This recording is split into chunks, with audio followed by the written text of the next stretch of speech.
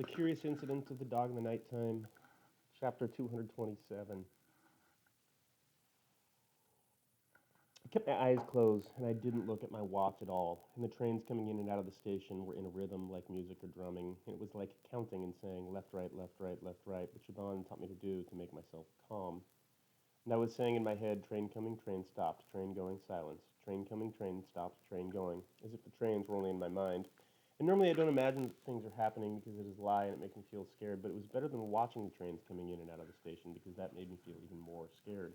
And I didn't open my eyes and I didn't look at my watch, and it was like being in a dark room with the curtains closed so I couldn't see anything. Like when you wake up at night and the only sounds you hear are the sounds inside your head. That made it better because it was like the little station wasn't there outside my head, but I was in bed and I was safe. Then the silences between the trains coming and going got longer and longer, and I could hear that there were fewer people in the little station when the train wasn't there. So I opened my eyes and I looked at my watch, and it said 8:07 p.m., and I had been sitting on the bench for approximately 5 hours, but it hadn't seemed like approximately 5 hours, except that my bottom hurt and I was hungry and thirsty. Then I realized that Toby was missing because he was not in my pocket, and I didn't want him to be missing because we weren't in Father's house or Mother's house, and there wasn't anyone to feed him in the little station, and he would die, and he might get run over by a train. Then I looked up the ceiling and I saw there was a long black box, which was a sign, and it said 1, Heroin Weldstone, 2 minutes, 3, Queen's Park, 7 minutes. And then the bottom line scrolled up and disappeared, and a different line scrolled up into its place, and the sign said 1, Heroin Weldstone, 1 minute, 2, Wilson Junction, 4 minutes. Then it changed it again, and it said 1, Heroin Weldstone, stand back, train approaching. Then I heard the sound like sword fighting and the roaring of a train coming in the station. I worked out there was a big computer somewhere, and it knew where all the trains were, and it sent messages to the black boxes and the little stations to say when the trains were coming. That made me feel better because everything had an order and a plan. And the train came into the little station and it stopped when 5 people got on the train, and another person ran into the little station and got on, and 7 people got off the train, and then the doors closed automatically and the train went away. The next train came, I wasn't so scared anymore because the sign said train approaching, so I knew it was going to happen. And then I decided that I would look for Toby because there were only 3 people in the little station, so I stood up and I looked up and down the little station and in the doorways that went into tunnels, but I couldn't see him anywhere. And then I looked down into the black lower down bit where the rails were. And then I saw 2 mice, and they were black because they were covered in dirt. And I liked that because I like mice and rats, but they weren't Toby, so I carried on looking. And then I saw Toby, and he was also in the lower down bit where the rails were. And I knew he was Toby because he was white and he had a brown egg shape on his back. So I climbed down off the concrete, and he was eating a bit of rubbish that was an old sweet paper, and someone shouted, "Jesus, what are you doing?" And I bent down to catch Toby, but he ran off, and I walked after him. I bent down again, and I said, "Toby, Toby, Toby." And I held out my hand so that he could smell my hand and smell that it was me. And someone said, "Get out of there, for fuck's sake." And I looked up, and it was a man who was wearing a green raincoat, and he had black shoes, and his socks were showing, and they were gray with little diamond patterns on them. And I said, "Toby, Toby," but he ran off again. And the man with the diamond patterns on his socks tried to grab my shoulder, so I screamed, and then I heard the sound like sword fighting, and Toby started running again, but this time he ran the other way, which was past my feet, and I grabbed at him, and I caught him by the tail. The man with the diamond pattern on his sock said, "Oh Christ, oh Christ." And then I heard the roaring, and I lifted Toby up and grabbed him with both hands, and he bit me on my thumb, and there was blood coming out, and I shouted, and Toby tried to jump out of my hands. And then the roaring got louder, and I turned around, and I saw the train coming out of the tunnel, and I was going to be run over and killed, so I tried to climb up onto the concrete, but it was high. I was holding Toby in both my hands. Then the man with the diamond patterns on his socks grabbed hold of me and pulled me, and I screamed, but he kept pulling me, and he pulled me up on the concrete, and we fell over, and I carried on screaming because he had hurt my shoulder. And then the train came into the station, and I stood up, and I ran to the bench again, and I put Toby into the pocket inside my jacket, and he went very quiet, and he didn't move. And the man with the diamond patterns on his socks was standing next to me and said, "What the fuck do you think you were playing at?" But I didn't say anything, and he said, "What were you doing?" And the doors of the train opened, and people got off, and there was a lady standing behind the man with the diamond patterns on his socks, and she was carrying a guitar case like Siobhan has. And I said, "I was finding Toby. He's my pet rat." And the man with the diamond patterns on his socks said, "Fucking Nora." And the lady with the guitar case said, "Is he okay?"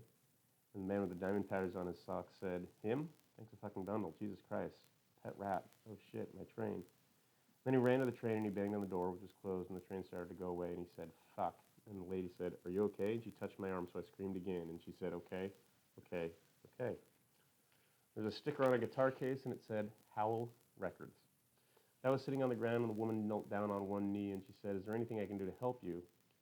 She was a teacher at school. I could have said, "Where is 451C Chapter Road, Williston, London, NW25NG," but she was a stranger, so I said, "Stand further away." because I didn't like her being close, and I said, I've got a Army knife. It has a saw blade, and it could cut someone's fingers off. She said, okay, buddy, I'm going to take that as a no. She stood up and walked away. The man with the diamond patterns on his socks said, mad as a fucking hatter, Jesus. And he was pressing a handkerchief against his face. There was blood on the handkerchief. And then another train came, and the man with the diamond patterns on his socks and the lady with the guitar case got on it and went away again. And then 8 more trains came, and I decided that I would get onto a train and then I would work out what to do. So I got on the next train. Toby tried to get out of my pocket, so I took hold of him and I put him in my outside pocket and I held him with my hand. There were 11 people in the carriage, and I didn't like being in a room with 11 people in a tunnel, so I concentrated on things in the carriage.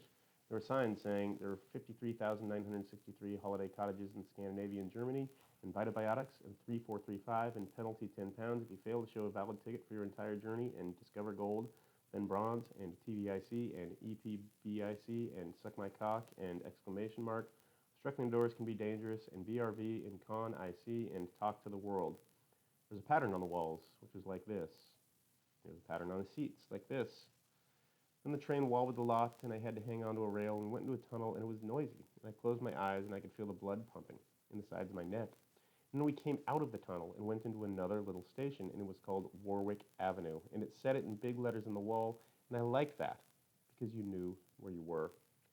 And I timed the distance between stations all the way to Willesden Junction, and all the time between stations were multiples of 15 seconds, like this. Paddington, 0. Warwick Avenue, 1:30. Maida Vale, 3:15. Kilburn Park, 5 o'clock. Queen's Park, 7 o'clock. Kensal Green, 10:30. Willesden Junction, 11:45. And when the train stopped at Willesden Junction and the doors opened automatically, I walked out of the train, and the doors closed and the train went away. Everyone who got off the train walked up a staircase and over a bridge except me. And there were only 2 people that I could see, and one was a man, and he was drunk, and he had brown stains on his coat, and his shoes were not a pair, and he was singing, but I couldn't hear what he was singing. The other was an Indian man in a shop, which was a little window in a wall. And I didn't want to talk to either of them because I was tired and hungry, and I had already talked to lots of strangers, which is dangerous. And the more you do something dangerous, the more likely it is that something bad happens.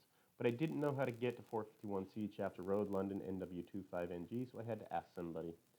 So I went up to the man in the little shop and I said, where is 451C Chapter Road, London, NW25NG? He picked up a little book and handed it to me and said, $2.95. And the book was called London AZ Street Atlas, an Index Geographer's AZ Map Company. I opened it up, and it was lots of maps. And the man in the little shop said, are you going to buy it or not? And I said, I don't know. And he said, well, you can get your dirty fingers off it if you don't mind. And he took it back from me. And I said, where's 451C Chapter Road, London, NW25NG? He said, you can either buy the A to Z or you can hop it. I'm not a walking encyclopedia. And I said, is that the A to Z? And I pointed to the book, and he said, no, it's a sodding crocodile. And I said, is that the A to Z? Because it wasn't a crocodile. And I thought I had heard wrong because of his accent. And he said, yes, it's the A to Z. And I said, can I buy it? And he didn't say anything. I said, can I buy it? And he said, £2.95, but you're giving me the money first. I'm not having you scarpering. And I realized that he meant £2.95 when he said $2.95. And I paid him with my money, and he gave me change, just like in the shop at home. And I went and sat down on the floor against the wall, like the man with the dirty clothes, but a long way from him. And I opened up the book. And inside the front cover, there was a big map of London with places on it like Abbey Wood and Poplar and Acton and Stanmore, and it said, key to map pages. And the map was covered with a grid, and each square of the grid had 2 numbers on it. And Willesden was in the square which said 42 and 43. And I worked out the numbers with the numbers of the pages, where you could see a bigger scale map of that square of London. And the whole book was a big map of London, but it had been chopped up so it could be made into a book, and I liked that. Willesden Junction wasn't on pages 42 and 43, and I found it on page 58, which was directly under page 42 on the key to map pages, and which joined up with page 42, and I looked round Willesden Junction in a spiral, like when I was looking for the train station in Swindon, on the map with my finger. The man who had shoes that did not match stood in front of me and said, big cheese, oh yes, the nurses, never, bloody liar, total bloody liar. Then he went away. It took me a long time to find Chapter Road because it wasn't on page 58. It was back on page 42. And it was in square 5C. And this was the shape of the roads between Willesden Junction and Chapter Road. And this was my route. So I went up the staircase and over the bridge, and I put my ticket in the little gray gate and went into the street, and there was a bus and a big machine with a sign on it which said English, Welsh, and Scottish Railways, but it was yellow. And I looked around, and it was dark, and there were lots of bright lights, and I hadn't been outside for a long time, and it made me feel sick. And I kept my eyelids very close together. And I just looked at the shape of the roads, and then I knew which roads were Station Approach and Oak Lane, which were the roads I had to go along. I started walking, but Siobhan said I didn't have to describe everything that happens. I just have to describe the things that were interesting. So I got to 451C, Chapter Road, London NW2 5NG, and it took me 27 minutes, and there was no one in when I pressed the button that said Flat C. The only interesting thing that happened on the way was 8 men dressed up in Viking costumes with helmets with horns on, and they were shouting. They weren't real Vikings, because the Vikings lived nearly 2,000 years ago. Also, I had to go for another wee, and I went in the alleyway down the side of a garage called Burdett Motors, which was closed, and I didn't like doing that, but I didn't want to wet myself again, and there was nothing else interesting. So I decided to wait, and I hoped that Mother was not on holiday, because that would mean she could be away for more than a whole week. But I tried not to think about this because I couldn't go back to Swindon. So I sat down on the ground behind the dustbins in the little garden that was in front of 451C Chapter Road, London, NW25NG, and it was under a big bush. And a lady came into the garden, and she was carrying a little box with a metal grill on one end and a handle on the top like you use to take a cat to the vet. But I couldn't see it if there was a cat in it, and she had shoes with high heels, and she didn't see me. Then it started to rain, and I got wet, and I started shivering because I was cold. Then it was 11:32 p.m., and I heard voices of people walking along the street. And a voice said, "I don't care whether you thought it was funny or not," and it was a lady's voice. Another voice said, "Judy, look, I'm sorry, okay?" And it was a man's voice. The other voice, which was the lady's voice, said, "Well, perhaps you should have thought about that before you made me look like a complete idiot." And the lady's voice was Mother's voice. Mother came into the garden, and Mr. Shears was with her, and the other voice was his. So I stood up and I said, "You weren't in, so I waited for you." And Mother said, "Christopher." And Mr. Shears said, "What?" And Mother put her arms around me and said, "Christopher, Christopher, Christopher." And I pushed her away because she was grabbing me, and I didn't like it, and I pushed her really hard, and I fell over. And Mr. Shears said, "What the hell is going on?" And Mother said, "I'm so sorry, Christopher, I forgot." I was lying on the ground, and Mother held up her right hand and spread her fingers out in the fan so that I could touch her fingers. Then I saw Toby had escaped out of my pocket, so I tried to catch him. Mr. Shears said, "I suppose this means Ed's here." There was a wall around the garden, so Toby couldn't get out because he was stuck in a corner, and he couldn't climb up the walls fast enough. I grabbed him and put him back in my pocket and said, "He's hungry. Have you got any food I can give him and some water?" Mother said, "Where's your father, Christopher?" And I said, "I think he's in Swindon." And Mr. Shears said, "Thank God for that." And Mother said, "But how did you get here?" And my teeth were clicking against each other because of the cold, and I couldn't stop them. And I said, "I came on the train, and it was really frightening. And I took Father's cash point card so I could get money out, and the policeman helped me. But then he wanted to take me back to Father, and he was on the train with me, but then he wasn't." Mother said, "Christopher, you're soaking. Roger, don't just stand there." And then she said, "Oh my God, Christopher, I didn't think I'd ever. Why are you here on your own?" Mr. Shears said, "Are you going to come in, or are you going to stay out here all night?" And I said, "I'm going to live with you because Father killed Wellington with a garden fork, and I'm frightened of him." Mr. Shears said, "Jumping Jack of Christ." And Mother said, "Roger, please. Come on, Christopher, let's go inside and get you dried off." So I stood up and I went inside the house, and Mother said, "You follow Roger." And I followed Mr. Shears up the stairs, and there was a landing and a door which said Flat C, and I was scared of going inside because I didn't know what was inside. And Mother said, "Go on, or you'll catch your death." But I didn't know what "you'll catch your death" meant, and I went inside. Then she said, "I'll run you a bath." And I walked around the flap to make a map of it in my head, so I felt safer, and the flat was like this. And then Mother made me take my clothes off and get into the bath, and she said I could use her towel, which was purple with green flowers on the end. And she gave Toby a saucer of water and some bran flakes, and I let him run around the bathroom. He did 3 little poos under the sink, and I picked them up and flushed them down the toilet. Then I got back into the bath again because it was warm and nice. Then Mother came into the bathroom, and she sat on the toilet, and she said, "Are you okay, Christopher?" And I said, "I'm very tired." And she said, "I know, love." And then she said, "You're very brave." And I said, "Yes." She said, "You never wrote to me." And I said, "I know." And she said, "Why didn't you write to me, Christopher? I wrote you all those letters. I kept thinking something dreadful had happened, or you moved away, and I'd never find out where you were." And I said, "Father said you were dead." And she said, "What?" And I said, "He said you went into hospital because you had something wrong with your heart, and you had a heart attack and died, and he kept all the letters in his shirt box in the cupboard in his bedroom. I found them because I was looking for a book I was writing about Wellington being killed, and he'd taken it away from me and hidden it in the shirt box." And then Mother said, "Oh my God." And then she didn't say anything for a long while, and then she made a loud wailing noise like an animal on a nature program on television. And I didn't like her doing that because it was a loud noise. And I said, "Why are you doing that?" And she didn't say anything for a while. And then she said, "Oh, Christopher, I'm so sorry." And I said, "It's not your fault." And then she said, "Bastard, the bastard." And then after a while, she said, "Christopher, let me hold your hand, just for once, just for me, will you? I won't hold it hard." She held out her hand. And I said, "I don't like people holding my hand." She took her hand back and she said, "No, okay, that's okay." And she said, "Let's get you out of the bath and dried off, okay?" Then I got out of the bath and dried myself with a purple towel, but I didn't have any pajamas, so I put on a white t-shirt and a pair of yellow shorts, which were Mother's, but I didn't mind because I was so tired. And while I was doing this, Mother went into the kitchen and heated up some tomato soup because it was red.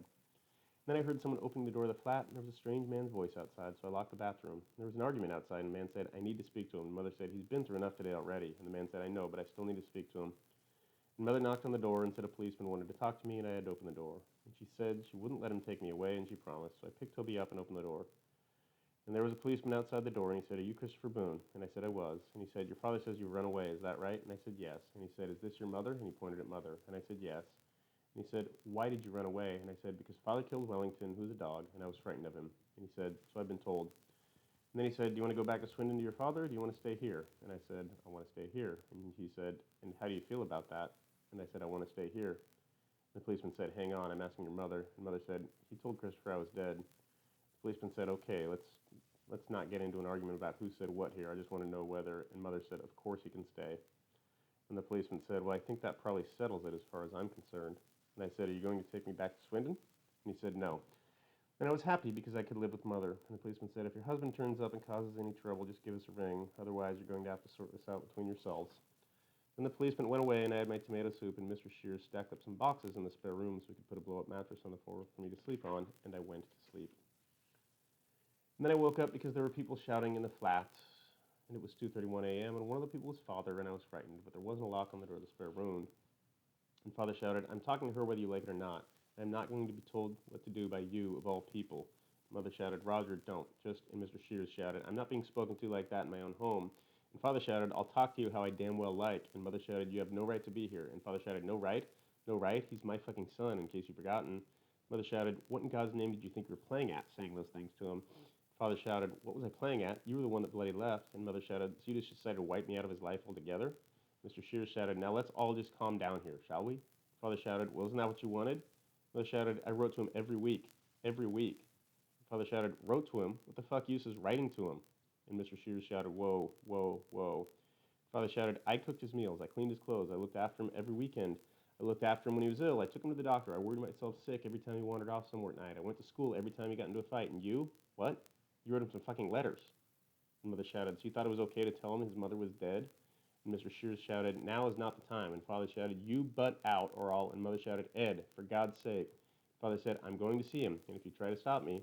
Then Father came into my room, but I was holding my Swiss Army knife with the saw blade out in case he grabbed me, and Mother came into the room as well, and she said, it's okay, Christopher, I won't let him do anything, you're all right.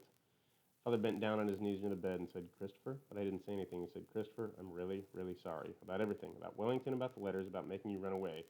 Never meant, I promise I will never do anything like that again. Hey, come on, kiddo. Then he held up his right hand and spread his fingers out in the fan so that I could touch his fingers, but I didn't because I was frightened. Father said, shit, Christopher, please. There were tears dripping off his face, and no one said anything for a while.